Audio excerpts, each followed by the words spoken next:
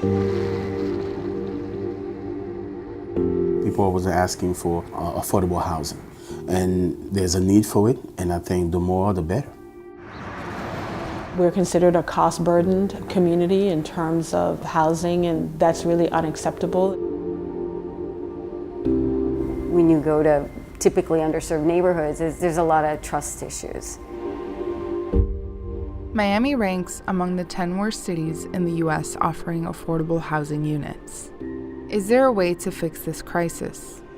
We set out on a journey to discover what solutions, if any, exist.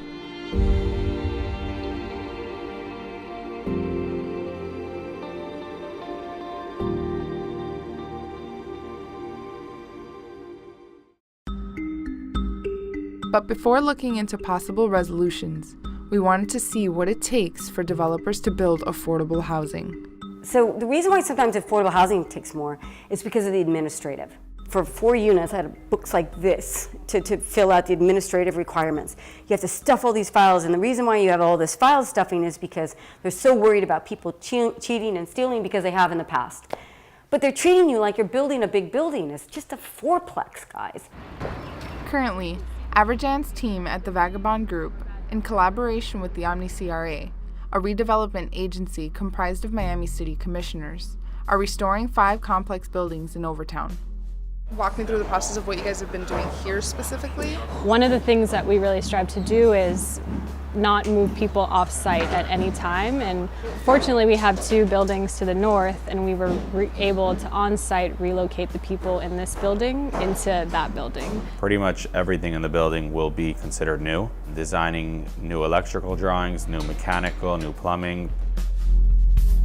The Vagabond Group previously restored the Superior Apartments in Little Haiti, where they made more than 20 affordable housing units. However, they have yet to see a return on their investment. In Little Haiti, I have about $600,000 or $700,000 tied up, making no money. So developers would tell you, Aubrey, you're losing. But I don't do affordable housing really thinking of this big payoff. That's part of our give.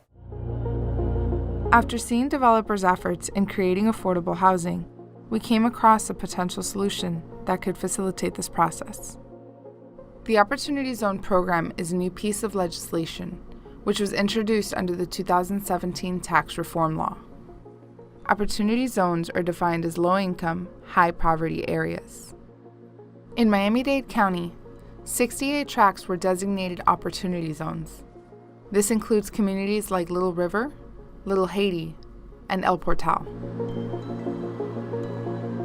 The program is supposed to encourage investors to help these low-income neighborhoods through various incentives across the nation.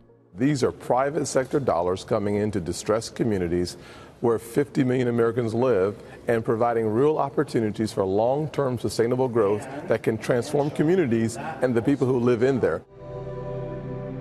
Although the Opportunity Zone program would stimulate economic growth in under-resourced areas, we couldn't help but wonder if it would specifically incentivize developers to build affordable housing. I don't think affordable housing and opportunity zone, I would not put the 2 of them together. I'm sure that somebody will, but in my mind, that is not the highest and best use of that tax incentive. However, some nonprofit organizations think otherwise. Do you think this is something that is going to incentivize developers to build affordable housing? Clearly this is one tool in the toolbox because it gives you a potential pot of money to actually do development, and specifically real estate development. Is it perfect? No, but it's a start. So the answer would be yes, it is a tool in the toolbox.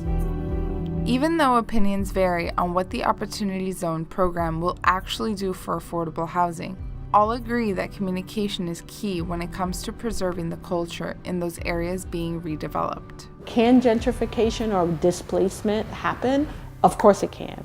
But I think we also have to, be much more cognizant and much more intentional as a community about interrupting that process as opposed to allowing that process just to happen. Our projects are about community, and when we do these projects, we're also able to keep people there. We don't relocate, so that we're building for the people that currently live there. Architecture is about communication. At the end of the day, we have something built that people walk through, but if we don't communicate with the cities, with the developers, and with the people that are actually going to be using the project, then we really haven't done our job. There are organizations that promote conversations between developers and community members, such as the NET department in the city of Miami, which has offices throughout Little Haiti, Overtown, and more. Currently, NET stands for Neighborhood Enhancement Team. We are the link, the bridge from the city and the community. The developers are to have meetings, community meetings about their project to inform the community so that the community is aware at all times what's going on. Opportunity zones are here.